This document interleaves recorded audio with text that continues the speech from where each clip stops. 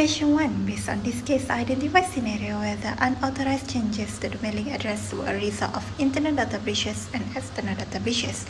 What internal control could have prevented these data breaches? What internal control could have detected these data breaches? First part is based on this case, identifying scenario where the unauthorized changes to the mailing address were a result of internal data breaches and external data breaches. According to the case, this scenario where the unauthorized changes to the mailing address are identified as a data breaches when there is a collusion between the former employee and the data entry clerk to commit the fraudulent activity. Anna explained that data breaches can be perpetrated by parties internal such as existing or former employees or external to the organization.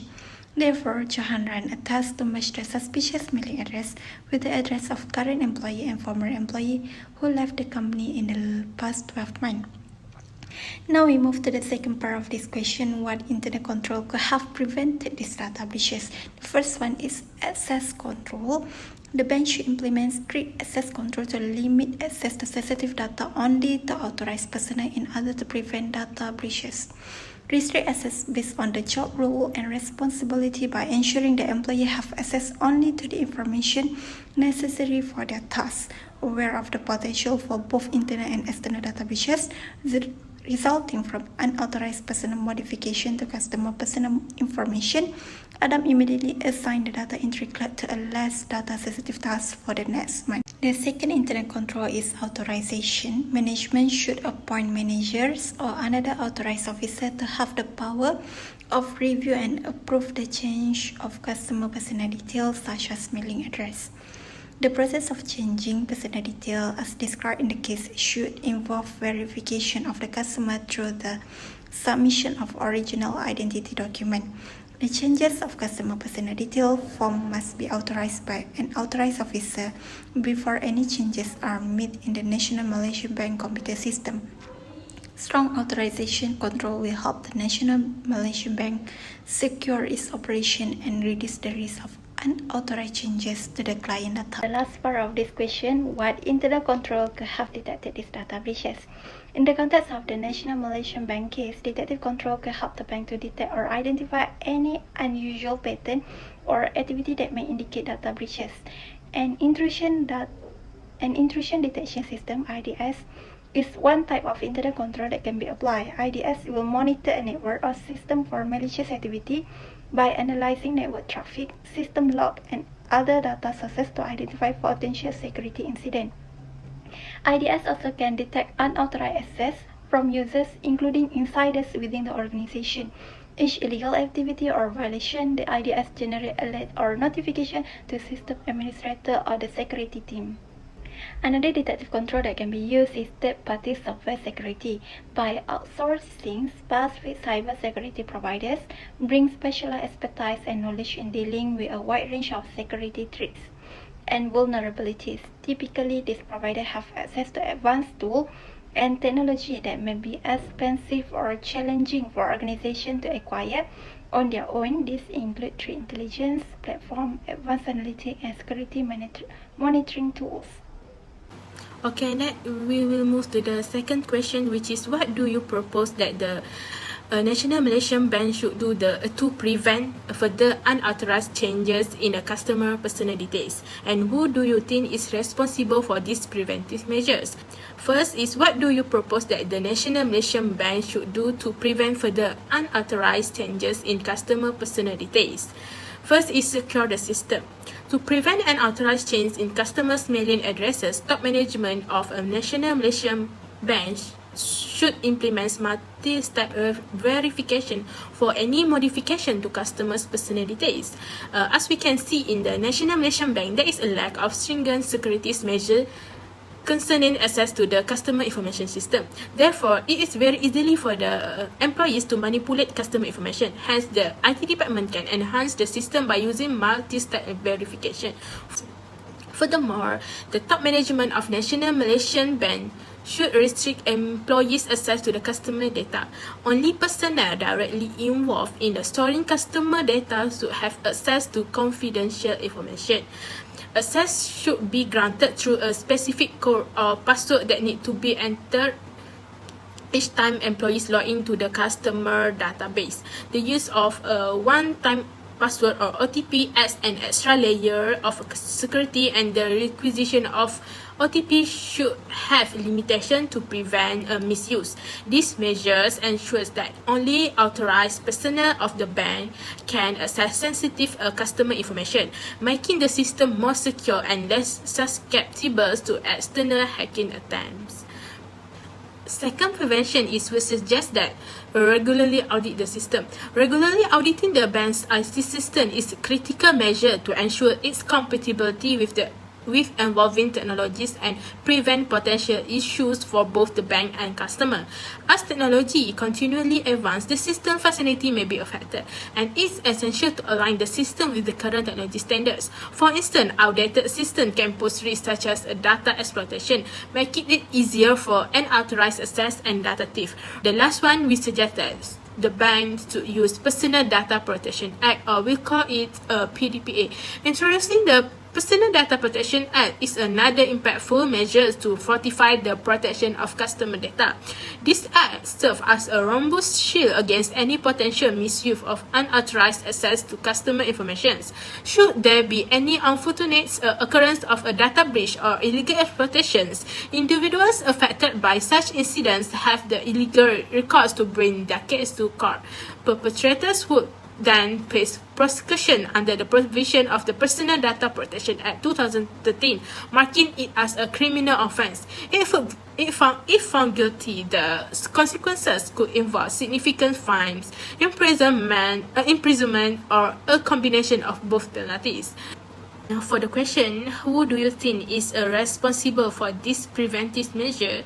The answer is we think the top management is most responsible for these preventive measures because only they have the authority to implement this. The top management should sit together with Adan as a manager of credit card service at National Malaysia Banking, and also Johan as internal audit manager.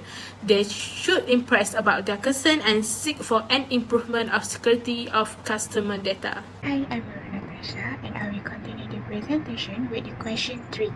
Question 3 is about what do you propose that Adam, with the assistance of Johan and Anna, if required, should do to determine if the credit cards that were compromised have been used for fraudulent transactions. Fraud can occur at various levels in an organization.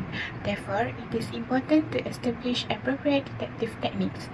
We propose that Adam should use fraud detection to determine if the credit cards that were compromised have been used for fraudulent transactions.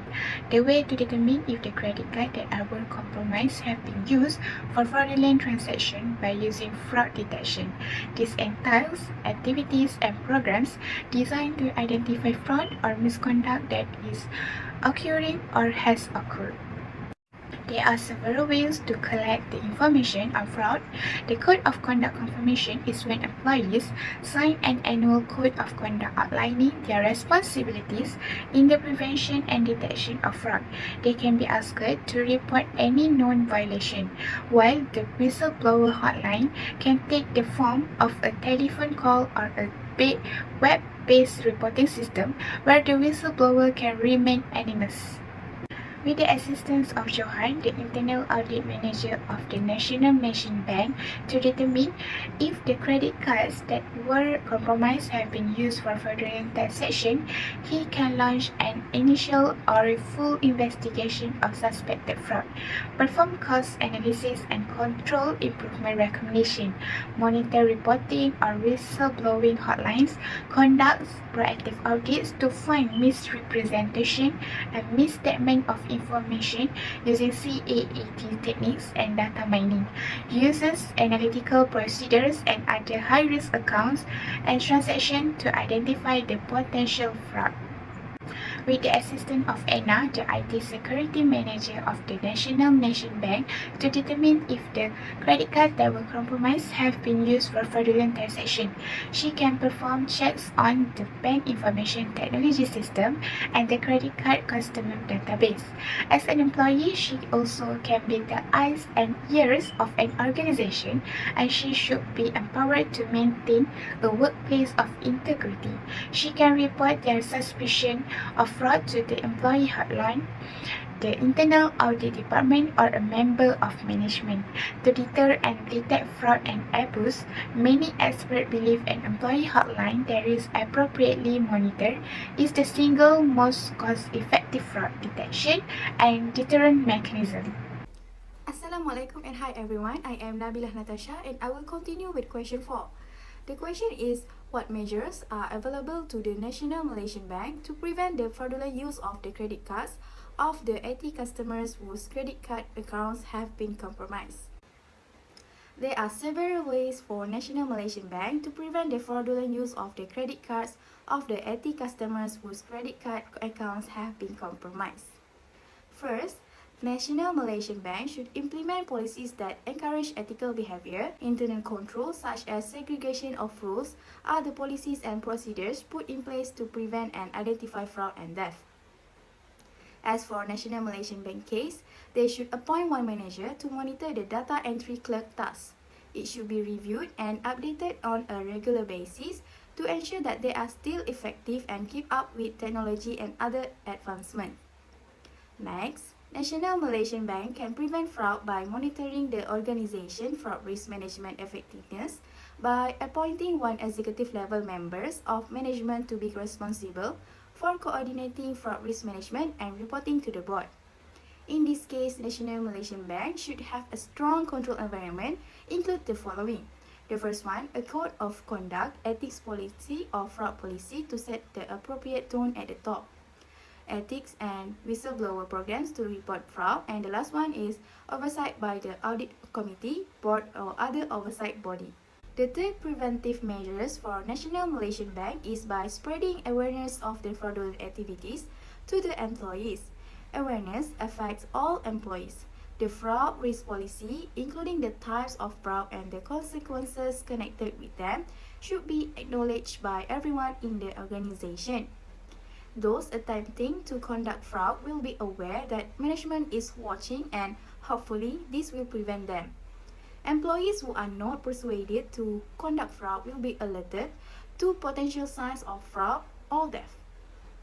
And the last preventive measures that can be taken by National Malaysian Bank is they probably should consider establishing an anonymous reporting system. Many employees are afraid to report occurrence to their employers. Employees can report fraudulent conduct via a website that protects their personal information or by calling a tip hotline. Alright, that's all from me. Ms. Nurqurratu will continue this presentation. Thank you. Hi, I am Nurqurratu. I will proceed with the last question. The last question is, what are the possible consequences of organizations disclosing data breaches to the public? What are the possible consequences of organization is not disclosing data breaches to the public? First, I will start with the possible consequences of organization disclosing data breaches to the public. The first one is there will be a revenue loss impact to the company. Revenue loss happen when public start to doubt the company ability to protect their information, and study shows that 29% of company that face data breach end up losing revenue. Next, there will be damage to the brand reputation itself. This consider long-term effect for the data breach of a company. Since customers feel unsafe and considering other options on the table, eventually the company will lose their reputation bit by bit throughout the time. Thirdly, there will be online or public vandalism that may tarnish more the company's image and reputation. There will be tons of keyboard warriors waiting to rip out the company's image and public confidence towards the company. Then, I will proceed with the possible consequences of organizations that not disclosing data breaches to the public. The public will not aware of data breach activities that might happen in their life. They will not learn and know on how to handle and tackle the situation and proceed to tackle the issues if occur. The primary benefit of confidentiality that enable a business to keep sensitive business information secret from the public and also the competitors. For example, a soft drink company might keep its recipe confidential so that no one can copy it or use it to form new ideas. A major drawback of confidentiality is that there is a chance that information will get out. Many businesses seek to patent their ideas, which provide legal protection against anyone attempting to imitate it, because the patent procedures requires releasing information to the public. Inventions that are kept secret are not protected by patents. If secret information is leaked, a company's intellectual property may not be protected as efficiently as it may be. By not disclosing to the public, the company may still save their list of clients and shareholders from leaving the company and never put any stress on them regarding the data breaches incidents. That's all from our group. Thank you.